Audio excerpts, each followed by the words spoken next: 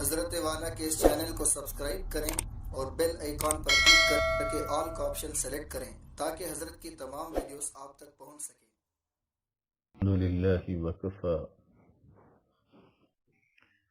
وسلام على عباده الذين اصطفى أما بعد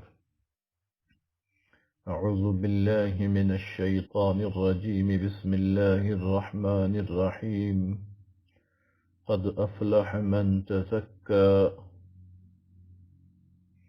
وذكر اسم ربه فصلى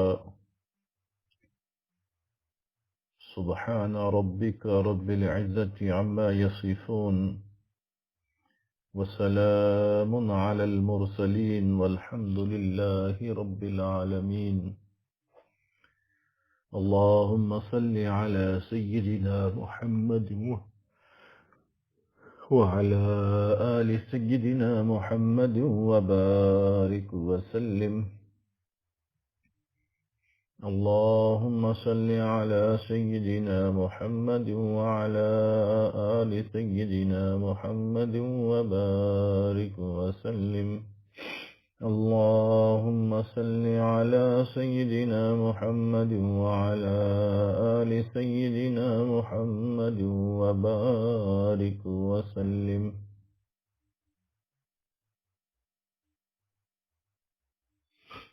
گزشتہ مجلس میں 4 بڑے دشمن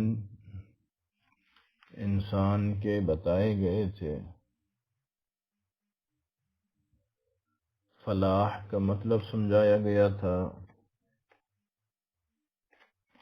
اور فلاح پانے کے لیے 3 چیزوں کی ضرورت بتلائی گئی تھی، اور اس کے ساتھ تخلیق انسانی میں جو عناصر اربعہ شامل ہے اس سے متعلق بتایا گیا تھا۔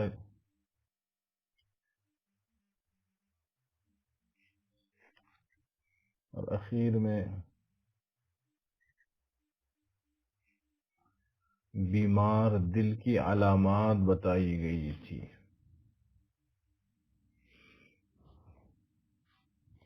کہ اگر ہم جاننا چاہیں اپنے ہی دل سے متعلق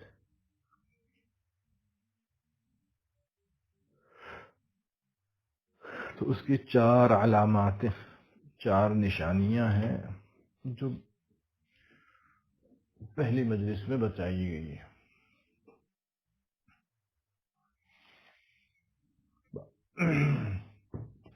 اب آگے آج کی اس مجلس میں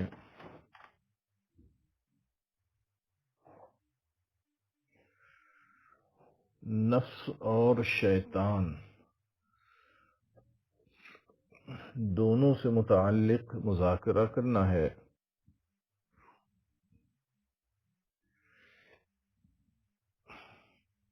کہ نفس کا مکر زیادہ خطرناک ہے یا شیطان کا مکر زیادہ خطرناک ہے؟ نفس زیادہ مکار ہے یا شیطان زیادہ مکار ہے؟ شیطان انسان کا بڑا دشمن ہے یا نفس انسان کا بڑا دشمن ہے؟ اس بات کو سمجھنا ہے۔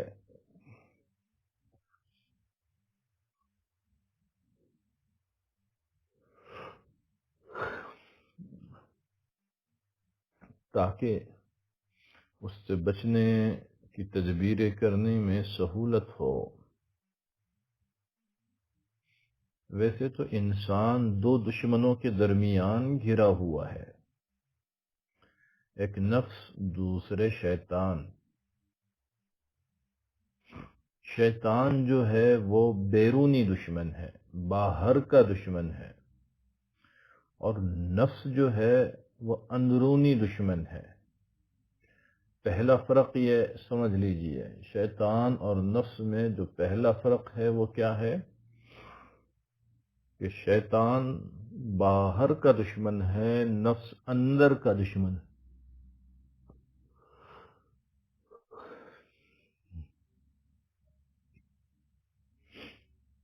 شیطان جو ہے دانا ہے، عقل مند دشمن ہے،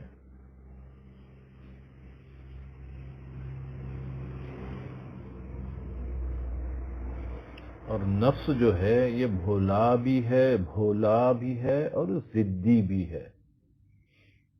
جی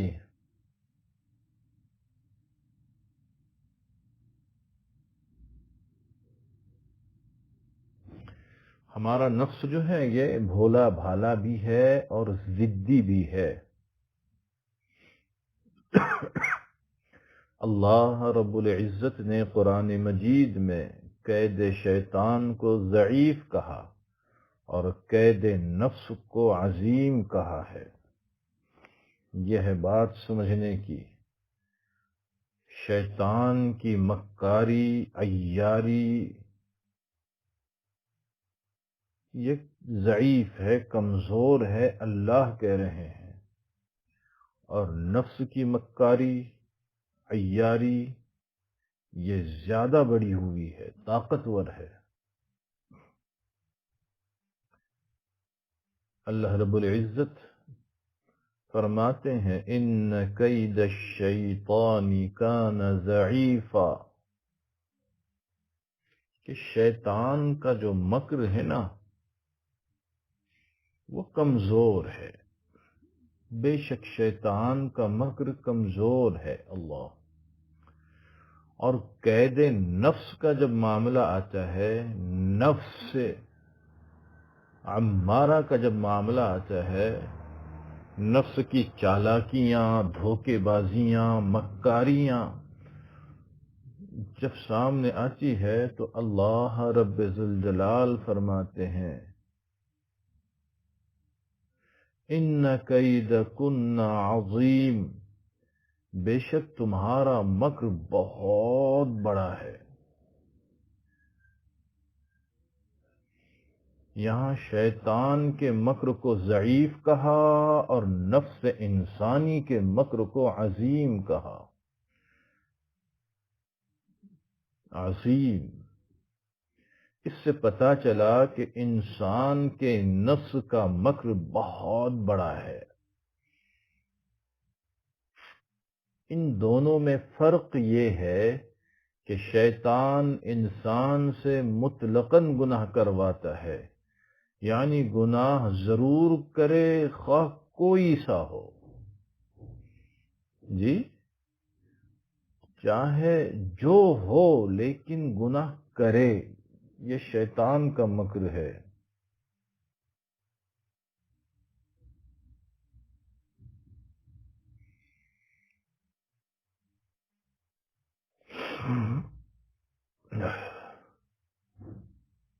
لیکن نفس انسانی انسان سے مخصوص گناہ کرواتا ہے۔ جی شیطان کا معاملہ کہ گناہ کرنا چاہیے، یہ نہیں تو وہ نہیں تو وہ نہیں تو وہ، چھوٹا کریں، بڑا کریں، ہلکا کریں، بھاری کریں، گناہ کریں۔ لیکن نفس کا معاملہ جی وہ مخصوص گناہ کرواتا ہے، وہ ٹارگیٹ بناتا ہے کہ فلاں گناہ ہی میں اس کو میں ملوث کروں گا، اور وہ کروا کے رہتا ہے، ضدی ہے، ہٹ دھرم ہے۔ مشائخ نے اس کی پہچان لکھی ہے کہ جب انسان کے دل میں گناہ کا وسوسہ آئے اور انسان اپنے خیال کو دوسری طرف لگا لے، لیکن بار بار اسی گناہ کا تقاضا پیدا ہوتا رہے، تو یہ پہچان ہے کہ یہ خواہش انسان کے نفس کے طرف سے ہے۔ جی ایک ہی گناہ کی خواہش ہو رہی ہے بار بار، انسان اس کو ٹالنا بھی چاہے، بھولنا بھی چاہے، دماغ کو دوسری طرف متوجہ بھی کرنا چاہے، لیکن وہ پھر وہیں پہنچے تو سمجھ جائیں کہ یہ وسوسہ نفس کی طرف سے ہے۔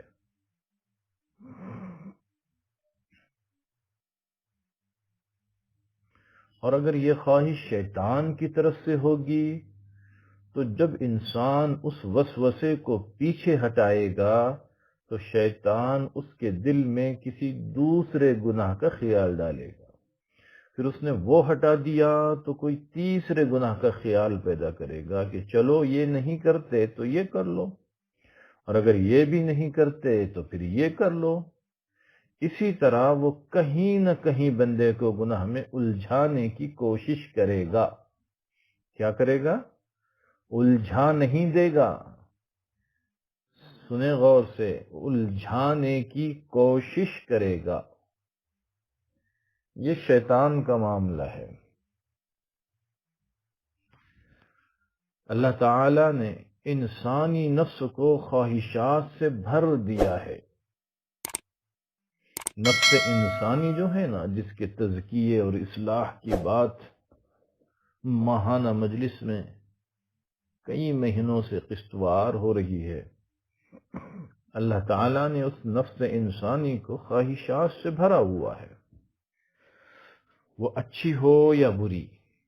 جی، اچھی خواہشات تو یہ ہیں کہ میں تہجد گزار بن جاؤں، میں حافظ قرآن بن جاؤں۔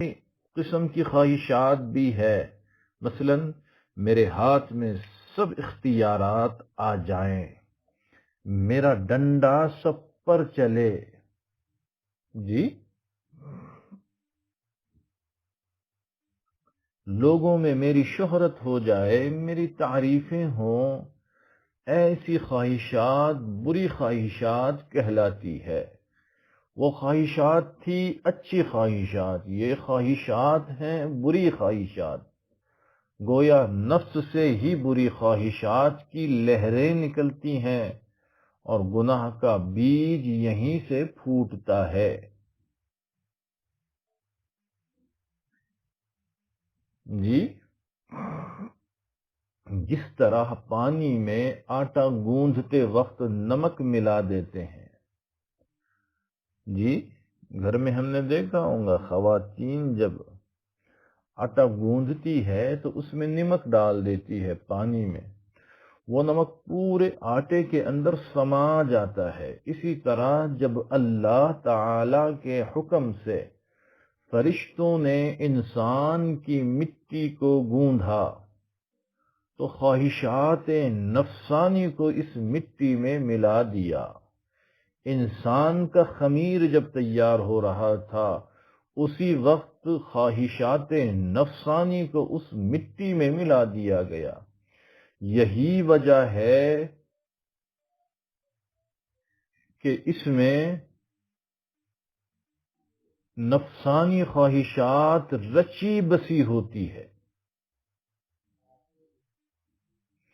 لیکن یاد رکھیں کہ نمک کی وجہ سے ہی روٹی اچھی لگتی ہے۔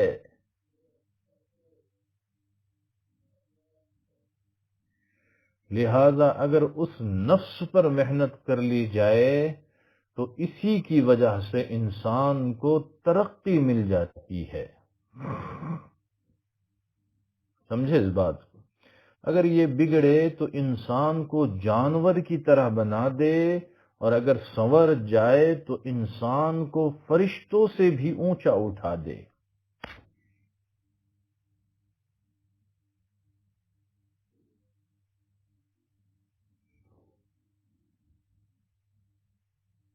روز ازل سے جتنی نافرمانیاں ہوئی وہ یا تو نفس نے اکیلے کی یا پھر نفس نے ساتھ مل کر کروائی۔ نفس کو سمجھیں، نفس کے مکاری کو۔ پہلے دن سے، روز ازل سے جتنی نافرمانیاں ہوئی ہے، یا تو وہ نفس نے اکیلے کی ہیں یا پھر ساتھ میں مل کر کروائی ہیں۔ اس کائنات میں اللہ تعالی کی پہلی نافرمانی اس سے پہلے آپ کو بتائی گئی ہفتوار مجلس میں حسد کے عنوان سے، کہاں ہوئی؟ عرش پر۔ وہ نافرمانی شیطان نے کی، پروردگار عالم نے حکم دیا کہ اسجدوا لآدم، آدم علیہ السلام کو سجدہ کرو۔ بہت غور سے سننا، بہت غور سے سننا۔ آدم علیہ السلام کو سجدہ کرو، یہ فرمان الہی سن کر سب فرشتے سجدے میں چلے گئے، لیکن شیطان نے انکار کیا، تکبر کیا اور کافروں میں سے ہو گیا۔ گناہ کس نے کیا؟ خود شیطان غلطی کر رہا ہے، شیطان گناہ کر رہا ہے۔ اب سوال یہ پیدا ہوتا ہے کہ شیطان نے ایسا کیوں کیا؟ اس وقت تو شیطان نہیں تھا، وہ کسی کا نام لگا کہ مجھ سے کسی نے گناہ کروایا۔ اب شیطان سے گناہ کس نے کروایا؟ اس وقت تو کوئی دوسرا شیطان تو تھا نہیں، تو پھر شیطان سے گناہ کس نے کروایا؟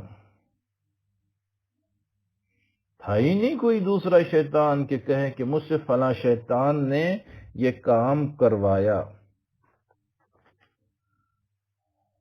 اصل بات یہ ہے کہ شیطان سے اس کے نفس نے گناہ کروایا تھا۔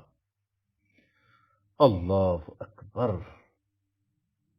یہ چیز سمجھنے کی، پہلا گناہ جو ہوا وہ عرش پر ہوا، ابا واستکبر۔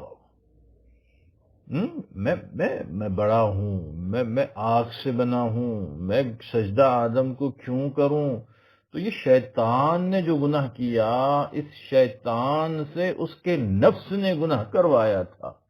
اسی لیے نفس کے بارے میں کہتے ہیں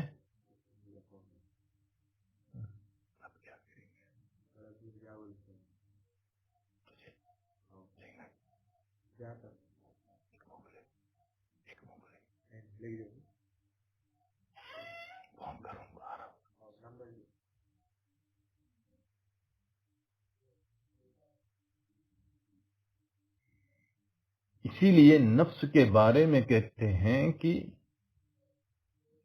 یہ مہا بدماش ہے۔ کیا ہے؟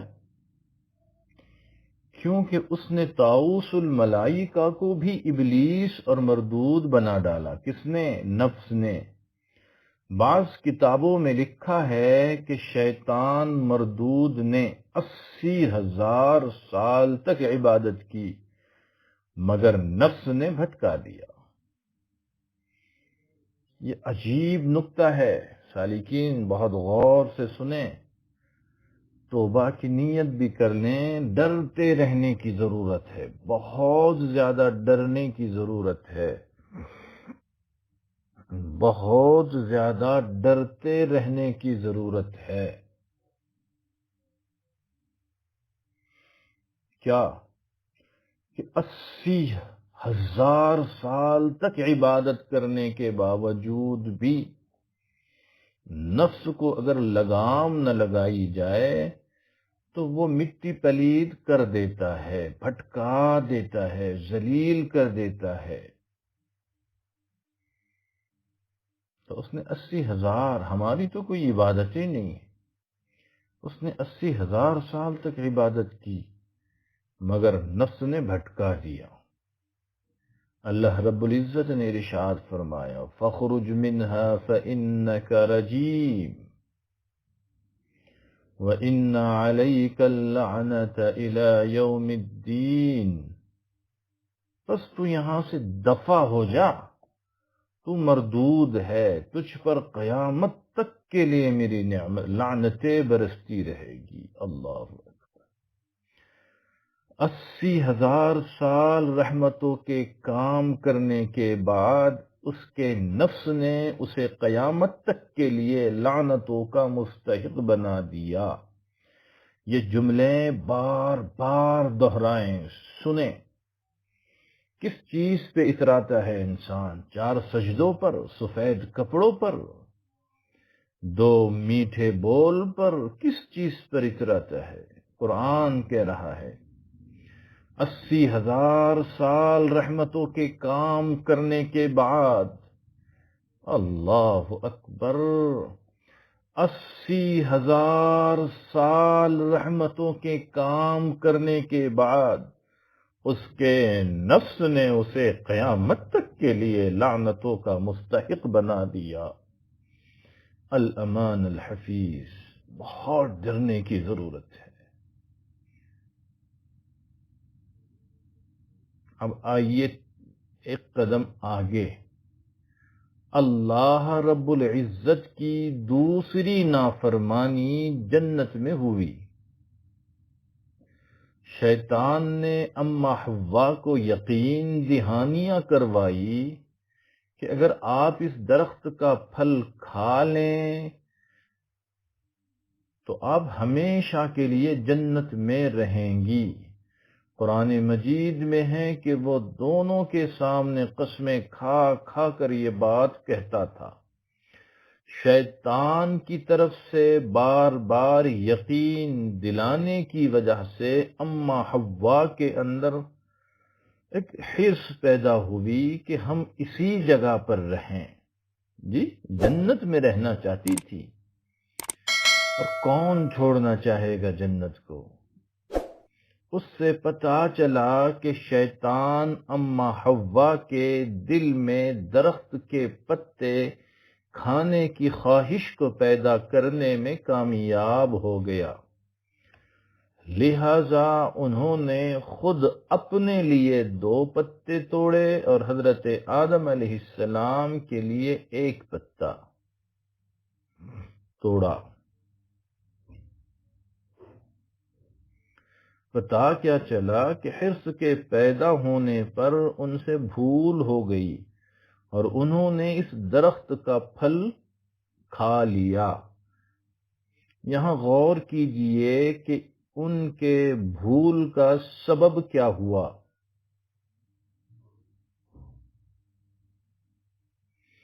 جی، بھول کا سبب، وسوسہ ڈالنا تو شیطان کا کام ہے، لیکن یہاں بھول کا سبب بھی انسان کا نفس بنا ہے۔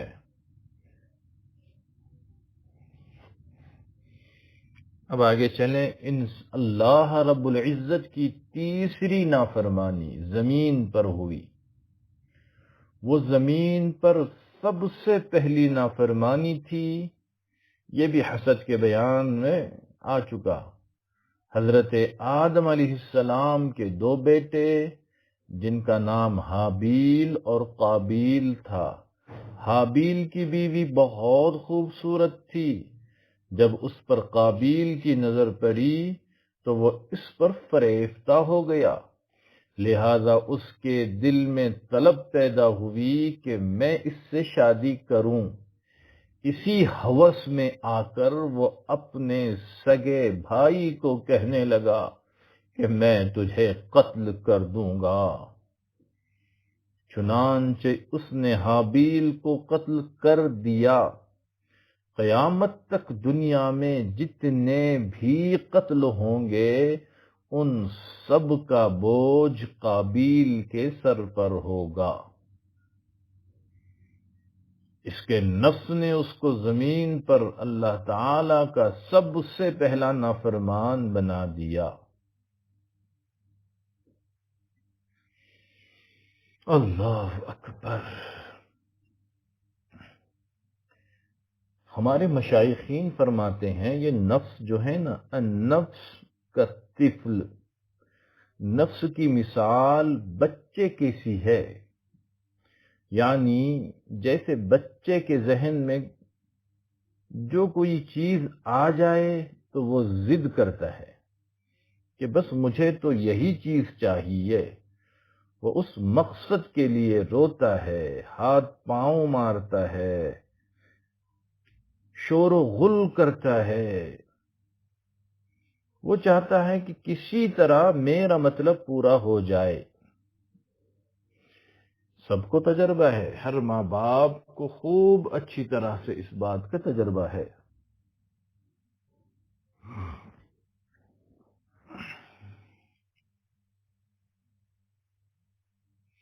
اگر اس کے دل میں یہ خیال پیدا ہو جائے کہ یہ کھلونا لینا ہے تو پھر جو ہو جائے وہ اپنی ضد پوری کروائے گا۔ اب وہ ہوتا بھی پیارا ہے اور ضد بھی کر رہا ہوتا ہے. جی بچہ ہوتا بھی پیارا ہے نا، بچہ پیارا ہوتا ہے اور ضد بھی کر رہا ہوتا ہے.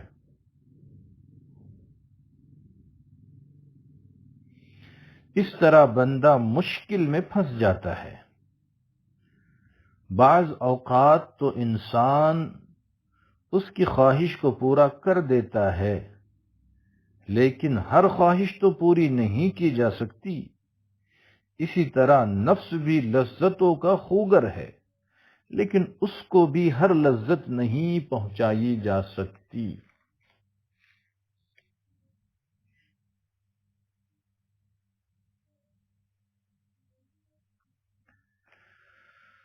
معصوم بھی ہے، ضدی بھی ہے.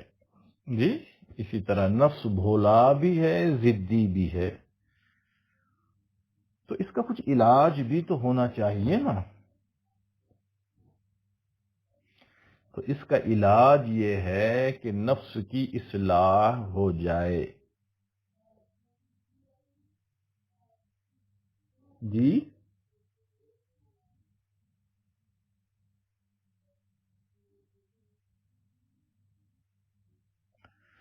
شیطان ہمارا بیرونی دشمن ہے، باہر کا دشمن. وہ ہر وقت ہمارے پیچھے لگا ہوا ہے. نہ تو اس کو کھانے پینے کی مصروفیت ہے اور نہ ہی سونے کی. ہم اسے بھول جاتے ہیں لیکن وہ ہمیں نہیں بھولتا. اس کا ایک ہی پروجیکٹ ہے. کئی مرتبہ تو اس کے ساتھ اس کے معاون بھی ہو جاتے ہیں. گویا بندے کے اوپر پوری ایک ٹیم لگی ہوئی ہوتی ہے اور اندر سے یہ نفس ان کو خبریں دے رہا ہوتا ہے. دیکھیے مل کر کیسے گناہ کرواتے ہیں. یہ اندر سے نفس جو ہے رپورٹنگ کر رہا ہوتا ہے، جاسوسی کر رہا ہوتا ہے اور شیطان تک جی خبریں بھیج رہا ہوتا ہے. گویا اندر کی سی آئی ڈی کرنا نفس کے ذمے. اب بتائیں کہ کام کتنا مشکل ہے. جب بھی پتا چلے کہ دشمن سے ہماری جنگ ہے مگر اس کے مخبر ہمارے اندر ہے، جاسوس ہمارے اندر چھپے ہوئے ہے، تو ہر عقل مند آدمی یہ فیصلہ کرے گا کہ اندر والوں کو پہلے ٹٹولا جائے، تلاش کیا جائے، ڈھونڈ نکالا جائے، ٹھکانے لگایا جائے، ان کو پہلے گرفتار کر لیا جائے تاکہ وہ بیرونی دشمنوں کو کچھ بتا نہ سکیں. گھر کا دھوبی لنکا ڈھاتا ہے، اس لیے پہلے اس کو ٹھکانے لگانے کی ضرورت ہے. جی پہلے آستینوں کے سانپوں کا علاج کرنے کی ضرورت ہے. جب یہ کوئی خبر ہی نہیں دے سکیں گے تو پھر ہمارے لیے لڑنا آسان ہوگا. ہمارے مشائخ نے بھی یہی کہا ہے کہ اگر شیطان کے پیچھے بھاگتے پھریں گے تو فائدہ نہیں ہوگا جب تک کہ نفس اس کے ساتھ ملا ہوا ہے. جب تک کہ نفس شیطان کے ساتھ ملا ہوا ہے. اگر ہم اس نفس کو ٹھیک کر لیں گے اور یہ اس کے ساتھ تعاون چھوڑ دے گا تو پھر شیطان ہمارا کچھ نہیں بگاڑ سکے گا. پھر شیطان ہمارا کچھ نہیں بگاڑ سکے گا. اس لیے جو زیادہ خطرناک ہے نا ہمارا اپنا نفس، اس سے بہت زیادہ محتاط رہنے کی ضرورت ہے. امام غزالی رحمت اللہ علیہ فرماتے ہیں کہ جب انسان کا نفس یاد الہی سے گھبرائے اور مخلوق کے ساتھ باتیں کرنے سے خوش ہو تو انسان سمجھ لے کہ اب اس کے علاج کی بہت زیادہ ضرورت ہے. اللہ اکبر. ہر آدمی سوچیں اس جملے پر، اپنے آپ کو سامنے رکھ کر کے سنیں، بار بار سنیں. جب کسی مرد کو، جب کسی عورت کو، جب کسی فرد کو یاد الہی سے گھبراہٹ ہو، اکتاہٹ ہو، دعاؤں سے، تلاوت سے، نمازوں سے، سجدوں سے، معمولات سے، درود پاک سے گھبراہٹ ہو، اکتاہٹ ہو، اور مخلوق کے ساتھ باتیں کرنے میں مزہ آئے، جی دوستوں میں گپ مارنے میں مزہ آئے، سہیلیوں سے بتیانے میں مزہ آئے، کامنٹریوں میں مزہ آئے، لطیفوں میں مزہ آئے، تو امام غزالی رحمت اللہ علیہ لکھتے ہیں کہ اب اس کے علاج کی بہت شدید ضرورت ہے، یہ روحانی اعتبار سے سیریس مریض ہو چکا ہے۔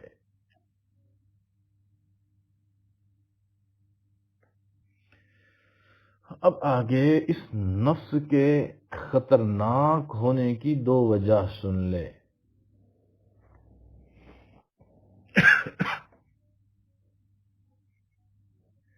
پہلی وجہ یہ ہے کہ نفس گھر کا چور ہے، نفس گھر کا چور ہے۔ جب چور گھر کے اندر رہتا ہو تو وہ زیادہ خطرناک ہوتا ہے، کیونکہ اس کے پاس زیادہ چانسز ہے، وہ جب بھی موقع پائے گا نقصان پہنچائے گا۔ اسی لیے کہتے ہیں گھر کا بھیدی لنکا ڈھائے۔ تو نفس جو ہے گھر کا بھیدی ہے، وہ ہمیشہ لنکا ڈھاتا ہے۔ دوسری وجہ یہ ہے کہ یہ انسان کا محبوب دشمن ہے۔ واہ کیا جملہ ہے! یعنی نفس ایک ایسا دشمن ہے جس کے ساتھ انسان کو محبت ہوتی ہے۔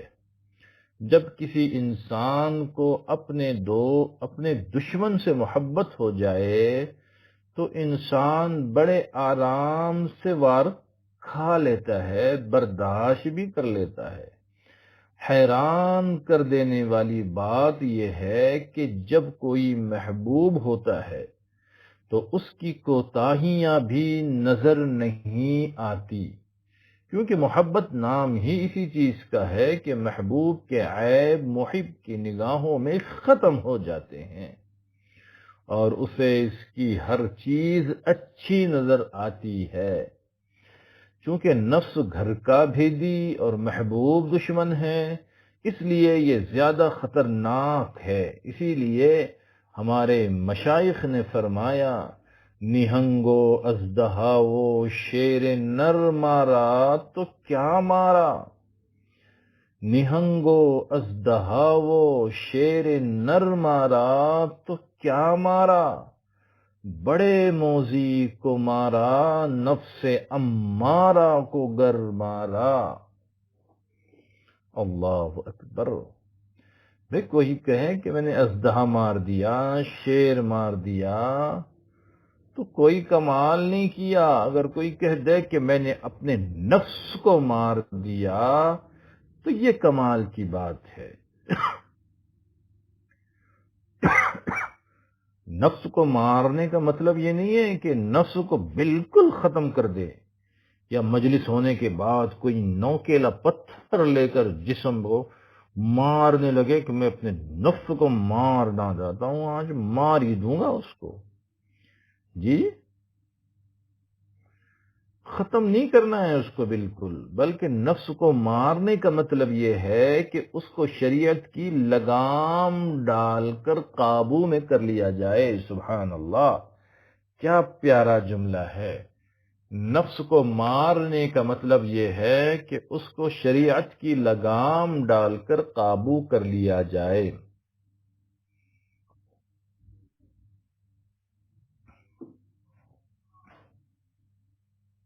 جی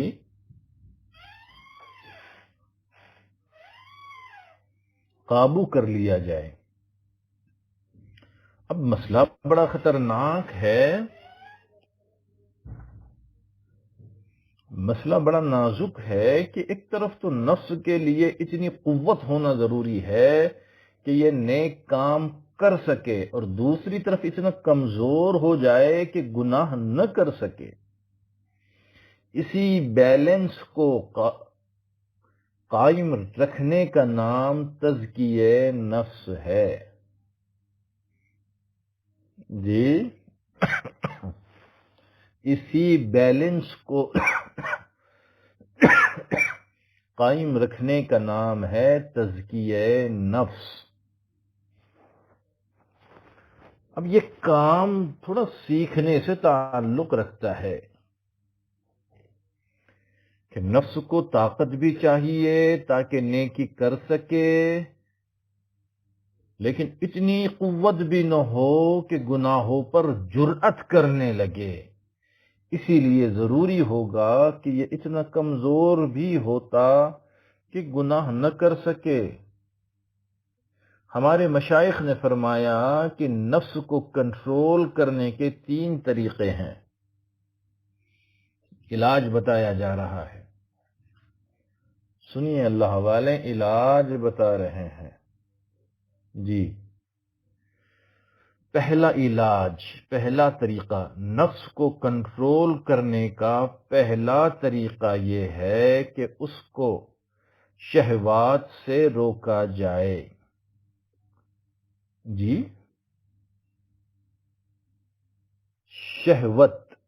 شہوات سے روکا جائے۔ آج کل نوجوان یہ سمجھتے ہیں کہ شہوت کا لفظ صرف سیکس کے لیے استعمال ہوتا ہے۔ غلط، غلط، بالکل غلط۔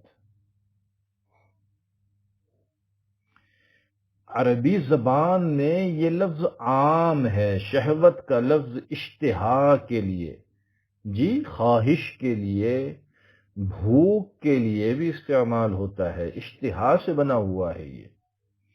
اب اشتہا کسی بھی چیز کی ہو سکتی ہے جی۔ اب کسی کو کھانے کے لیے بلایا جاتا ہے اور اس کو بھوک نہیں ہے تو وہ کہتا ہے کہ اس وقت مجھے کھانے کی اشتہا نہیں ہے، اور کوئی کہتا ہے کہ اس وقت مجھے کھانے پینے کی بہت اشتہا ہوتی ہے۔ ان کا جی ہر وقت چاہتا ہے نا، جی کا چاہنا اسی کو کہتے اشتہا، اور اسی سے بنی ہے شہوت۔ یہ چیز کھائیں، وہ چیز کھائیں، کون سی چیز کھائیں، کسی کو کا جی چاہتا ہے یہ چیز بناؤں، وہ چیز بناؤں، یہ چیز بنائیں۔ کچھ لوگوں کو اچھے کپڑے پہننے کی اشتہا ہوتی ہے، جی چاہتا ہے۔ اب اس کو عربی میں شہوت ہی کہے گے کہ اچھے کپڑے پہننے کی شہوت ہوتی ہے۔ وہ چاہتے ہیں کہ ہر وقت بن ٹھن کر سنور کر رہیں۔ کسی کو اچھی گاڑی اکڑفوں میں چلنے کی۔ اسی طرح سے یہ لفظ عربی کا جو شہوت ہے تو یہ عام معنی میں بولا جاتا ہے۔ تو پہلا کام، پہلا طریقہ، پہلا علاج نفس کو کنٹرول کرنے کے لیے کہ ہم اپنے شہوات کو توڑنے والے بنے، توڑیں اس کو۔ یعنی جب انسان یہ محسوس کرے کہ کسی چیز میں رغبت زیادہ ہو رہی ہے اور وہ شریعت کے راستے میں رکاوٹ بن رہی ہے، تو پھر اس کو لگام ڈالیں۔ جتنا ہم خواہشات کو پورا کریں گے اتنا ہی نفس موٹا ہوگا، اور جتنا اپنی خواہشات کو توڑیں گے اتنا ہی نفس کمزور ہوگا۔ اس کی مثال ایسے ہے کہ جیسے گھوڑا قابو میں نہ آتا ہو تو لوگ اس کو تھوڑا چارہ دیتے ہیں، جب اسے کئی دن بھوک ملتی ہے تو وہ پھر کمزور ہو جاتا ہے، پھر وہ سوار کو اپنے اوپر بیٹھنے بھی دیتا ہے اور سواری کرنے کو بھی تیار ہوتا ہے۔ اسی طرح نفس کے گھوڑے پر سواری کے لیے ضروری ہے کہ اسے خواہشات کی غذا تھوڑی دیں۔ دوسرا طریقہ یہ ہے کہ نفس کے اوپر عبادات کا بوجھ خوب لا دیں۔ اللہ اکبر، اللہ اکبر جی۔ دوسرا طریقہ یہ ہے کہ نفس کے اوپر عبادات کا بوجھ، وزن خوب لا دیں۔ یعنی بندہ اپنا معمول بنا لے کہ وہ اپنے آپ کو نیکی میں مصروف رکھیں، کیونکہ انگریزی والے کہتے ہیں نا، فارغ آدمی کا ذہن شیطان کی ورکشاپ ہوتی ہے۔ انگریزی والے کہتے ہیں کہ جب انسان کا ذہن خالی ہوتا ہے نا تو وہ شیطان کا ورکشاپ بنا ہوا ہوتا ہے، اس لیے مصروف رہیں، نفس کو فارغ نہ رکھیں۔ جب کوئی گدھا قابو میں نہ آئے تو سب سے پہلے اس کو بھوکا رکھتے ہیں، جی، پھر وہ لگام ڈالنے دیتا ہے، اس کے بعد اس پر ٹکا کر بوجھ لاد دیتے ہیں، پھر وہ بوجھ اٹھا کر آرام سے چلتا رہتا ہے۔ اسی طرح جب نفس پر عبادات کا بوجھ لا دیں گے تو یہ خود بخود دین کے راستے پر گامزن رہے گا۔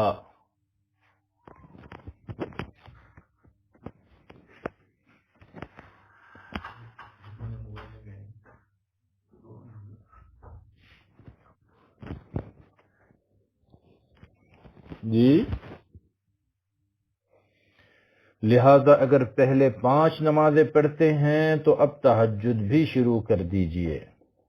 یہاں سب الٹا ہے سالکین، جو ہے وہ بھی ہوتا نہیں ہے، یہ چھوٹ رہا ہے، وہ چھوٹ رہا ہے، یہ نہیں ہو پا رہا ہے۔ یہی نفس کو قابو میں اگر کرنا ہے تو اس پر عبادات کا بوجھ بڑھانا ہے۔ اہل اللہ نے لکھا ہے پہلے 5 نمازیں پڑھتے ہیں تو اب تہجد بھی شروع کر دیجئے، اشراق بھی شروع کر دیجئے، چاشت بھی شروع کر دیجئے، اوابین بھی شروع کر دیجئے۔ پہلے قرآن پاک کا 1 سپارہ پڑھتے ہیں تو اب 2 پارے پڑھنا شروع کر دیجئے۔ تسبیحات کا وقت بڑھا دیجئے، پوچھ پوچھ کر مراقبے کا وقت خوب بڑھا دیجئے۔ پھر دیکھیے یہ کمبخت گدھا نفس قابو میں کیسے نہیں آتا ہے۔ تیسرا طریقہ یہ ہے کہ اللہ رب العزت سے خوب دعا مانگتے رہیں، کیونکہ نفس کی اصلاح اللہ رب العزت کی رحمت کے بغیر ممکن نہیں ہے۔ اللہ رب العزت سے خوب خوب دعائیں مانگیں، کیونکہ نفس کی اصلاح اللہ رب العزت کی رحمت کے بغیر ممکن نہیں ہے۔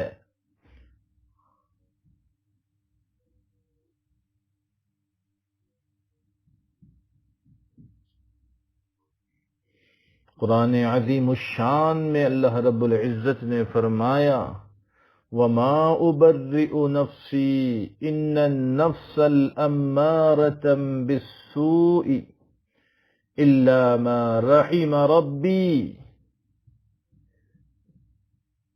اور میں پاک نہیں کہتا اپنے نفس کو، بے شک نفس تو برائی سکھاتا ہے مگر جو رحم کر دیا میرے رب نے۔ سبحان اللہ۔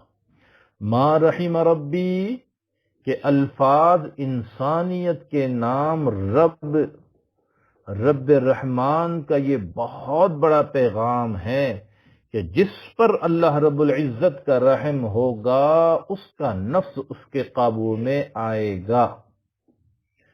معلوم ہوا کہ پہلے 2 کام کرنے کے بعد انسان ہاتھ اٹھائے اور اللہ رب العزت کے حضور دعا مانگے کہ اے میرے مالک، جو میں کر سکتا تھا میں نے اس کی کوشش کی، اب تو رحمت فرما دے، میرے نفس کو نفس مطمئنہ بنا دے،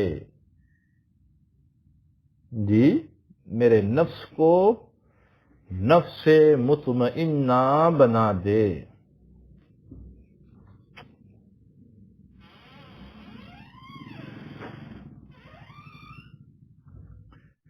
حضرت اقدس تھانوی رحمت اللہ علیہ مجدد ملت، اللہ اکبر، فرمایا کہ نفس کی اصلاح کے لیے 3 کام کرنے ضروری ہیں۔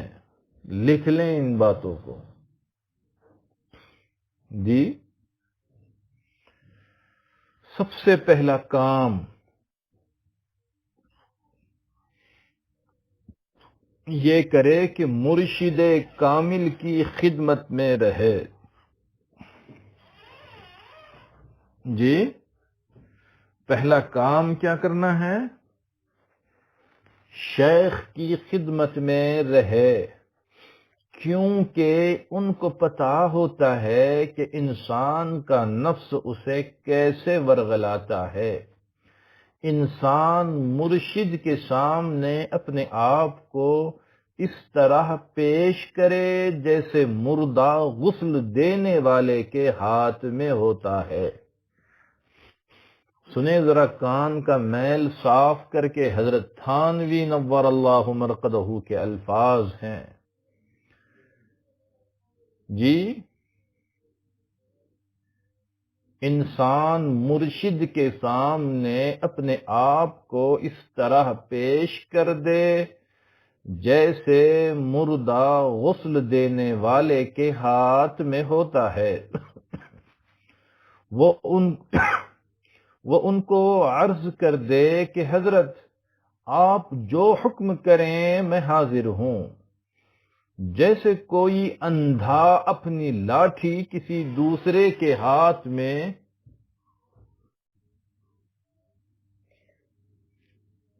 پکڑا کر کہتا ہے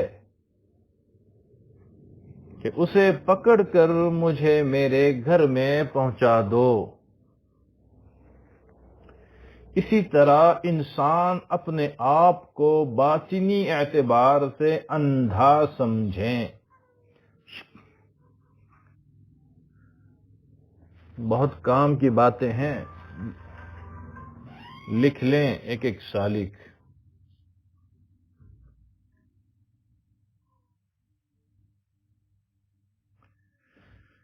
اللہ، انسان اپنے آپ کو باطنی اعتبار سے اندھا سمجھے اور اپنی لاٹھی اپنے مرشد کے ہاتھ میں پکڑا دے، کیونکہ مرشد ایک ایسی شخصیت ہوتی ہے جس نے اپنی زندگی عبادات الہی میں گزاری ہوتی ہے۔ وہ جانتے ہیں کہ راستے میں گڑھے کہاں کہاں آتے ہیں، اس لیے وہ آسانی سے ہمیں ہماری منزل تک پہنچا دیں گے۔ آپ نے اکثر تجربہ کیا ہوگا کہ اگر آپ کسی دوست کے گھر جائیں، وہ آپ کو ڈائریکشن لکھوا دیں، آپ کو اپنی منزل تک پہنچنے کے لیے کئی مرتبہ رکنا پڑتا ہے اور پوچھنا پڑتا ہے، حتیٰ کہ گم ہونا بھی پڑتا ہے، یو ٹرن بھی لینے پڑتے ہیں، مشکل سے جا کر پہنچتے ہیں، اور کبھی دیر سے پہنچنے کی وجہ سے پروگرام ہی رہ جاتا ہے، اور کبھی ایسا ہوتا ہے کہ آپ کے اگلی سیٹ پر کوئی ایسا دوست، کوئی ایسا بندہ بیٹھا ہوتا ہے جو گھر کو جانتا ہے، تو آپ کو اس وقت کوئی فکر نہیں ہوتی، نہ کسی سے پوچھنے کی ضرورت پڑتی ہے، نہ گھبراہٹ ہوتی ہے، اور نہ دیر ہو جانے کی فکر ہوتی ہے۔ بس وہ آپ کو بتا دیتا ہے کہ آپ یہاں سے دائیں مڑ جائیں اور یہاں سے بائیں طرف مڑ جائیں، حتیٰ کہ ایک جگہ جا کر کہہ دیتا ہے کہ بس اب یہاں بریک لگا دیں کیونکہ سامنے گھر آ گیا۔ کتنے آسانی سے مسئلہ حل ہو جاتا ہے۔ جو مرشد ہوتا ہے اس کا بھی یہی حال ہوتا ہے۔ حضرت تھانوی نور اللہ مرقدہ فرما رہے ہیں، چونکہ اس نے معرفت الہی کا یہ راستہ کسی شیخ کامل کی خدمت میں رہ کر طے کیا ہوتا ہے، اور اس کی اونچ نیچ کو دیکھا ہوتا ہے، اس لیے وہ سالک کو دونوں دشمنوں نفس اور شیطان سے بچا کر لے کر چلتا ہے اور اسے اس کی منزل معرفت الہی تک پہنچا دیتا ہے۔ کچھ لوگوں کو یہ بات بھی سمجھ نہیں آتی، وہ کہتے ہیں کہ مرشد کی کیا ضرورت ہوتی ہے؟ جس طرح استاد کی ضرورت ہوتی ہے اسی طرح مرشد کی ضرورت بھی ہوتی ہے۔ مولانا روم رحمت اللہ علیہ فرماتے ہیں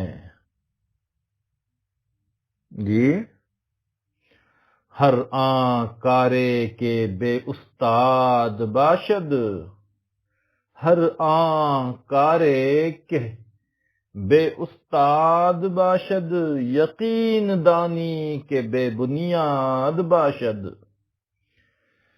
اللہ اکبر۔ شیخ رومی مولائے روم فرماتے ہیں، ہر وہ کام جو بے استاد ہوتا ہے، بغیر استاد کے ہوتا ہے، یقین کر لو کہ وہ بے بنیاد ہوتا ہے۔ اللہ اکبر۔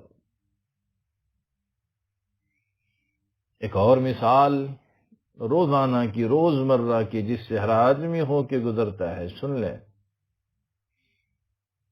ایک طالب علم امتحان کے پیپرز دے رہا ہے، جب وہ اپنا پیپر حل کر دیتا ہے تو اس طالب علم کی نظر میں وہ 100% ٹھیک ہوتا ہے۔ اگر اسے پتا ہو کہ میں غلط لکھ رہا ہوں تو وہ لکھے ہی کیوں؟ وہ تو بیچارہ ساری رات جاگ کر پڑھتا رہا، اپنی یادداشت میں کیوں غلط لکھے گا؟ وہ تو چاہے گا کہ مجھے نمبر ملیں۔ وہ جب پیپر ممتحن کے حوالے کر دیتا ہے تو اس کے خیال میں وہ پیپر 100% ٹھیک ہوتا ہے، لیکن وہی پیپر جب استاد کے ہاتھ میں جاتا ہے تو وہ نشان لگانا شروع کر دیتا ہے، مارکنگ کرنے لگتا ہے اور کہتا ہے کہ تو نے یہ بھی غلط لکھا، یہ بھی غلط لکھا اور یہ بھی غلط لکھا، حتیٰ کہ وہ تسلیم کرتا ہے کہ واقعی مجھ سے بڑی غلطیاں ہوئی ہے۔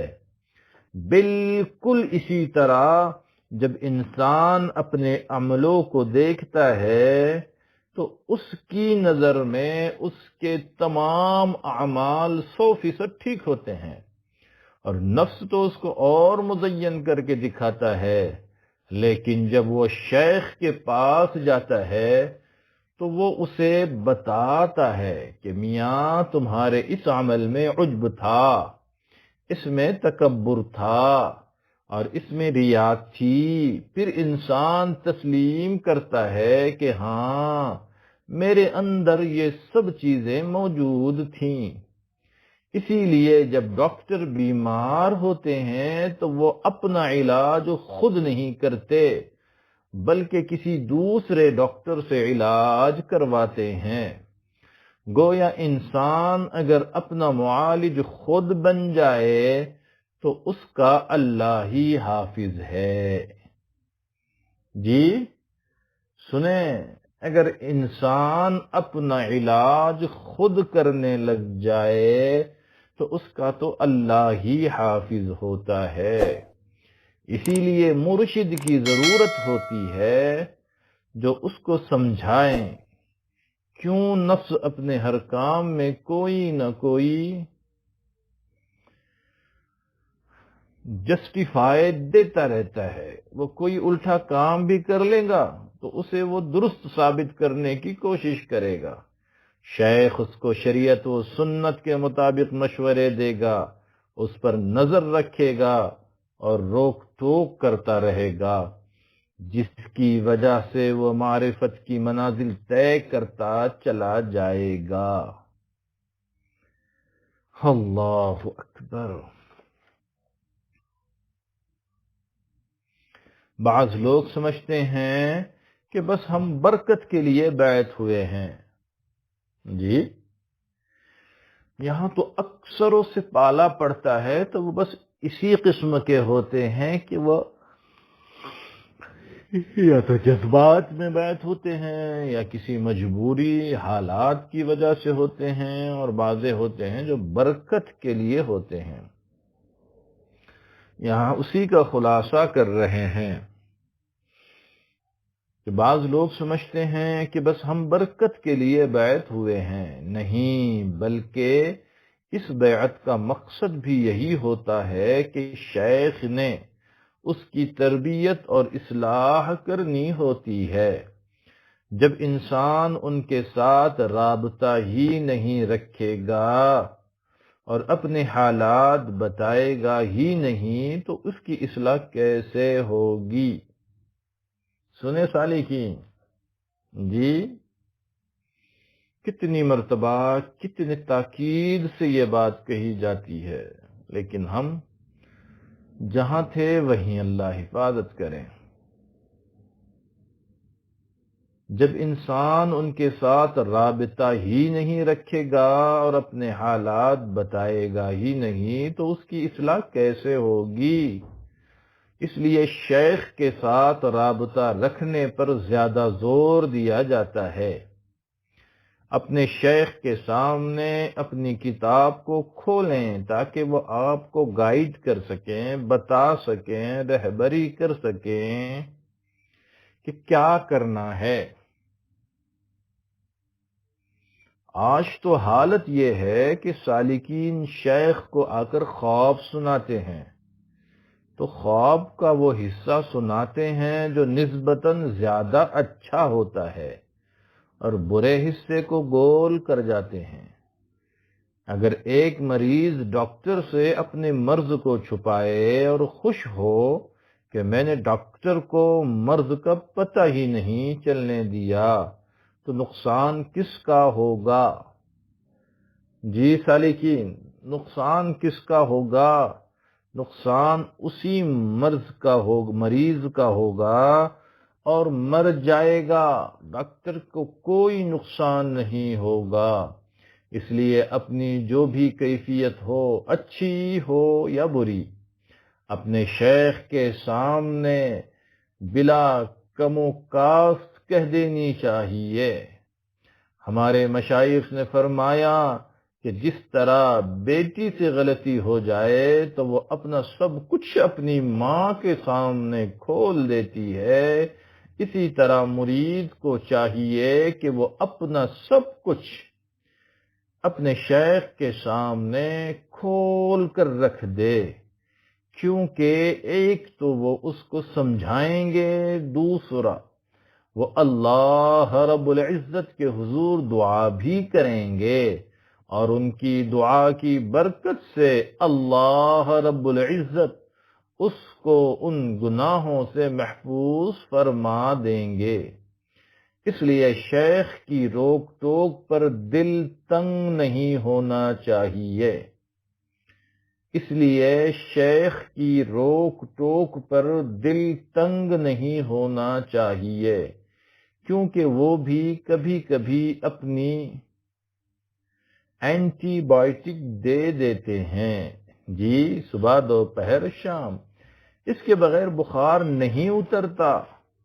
ہمارے مشائخ نے تو یہاں تک لکھا ہے کہ اگر بغیر کسی غلطی کے، سنیں، ہمارے مشائخ نے یہاں تک لکھا ہے کہ اگر بغیر کسی غلطی کے شیخ انسان کو چوراہے میں کھڑا کر کے جوتے مارے تو مرید کا حق بنتا ہے کہ پھر جوتا اٹھا کر اپنے شیخ کے حوالے کرے، اس طرح اپنے آپ کو پیش کرے، پھر دیکھیں کہ اصلاح ہوتی ہے یا نہیں۔ دین کے جتنے بھی بڑے بڑے حضرات گزرے، انہوں نے اپنے مشائخ کی صحبت میں اسی طرح بیٹھ کر تربیت پائی ہے۔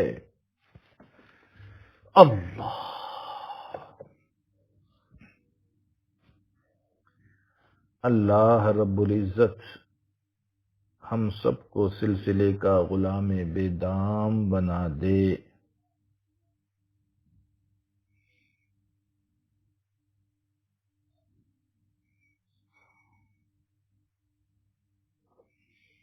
کلمات پڑھ لیں اور اپنی اپنی دعا پڑھ کر مجلس سے جائیں. اللہ اللہ. نیت یہ کر لیں کہ میں اپنی پچھلے ساری زندگی سے سچی پکی توبہ کرتی ہوں اور آئندہ ساری زندگی نیکی اور تقوی پر گزاروں گا انشاءاللہ. جیسی نیت ہوتی ہے اللہ کی طرف سے اس طرح سے مرادیں پوری ہوتی ہے. الحمدللہ وکفا والسلام علی. اما بعد پڑھیے بسم اللہ الرحمن الرحیم. لا الہ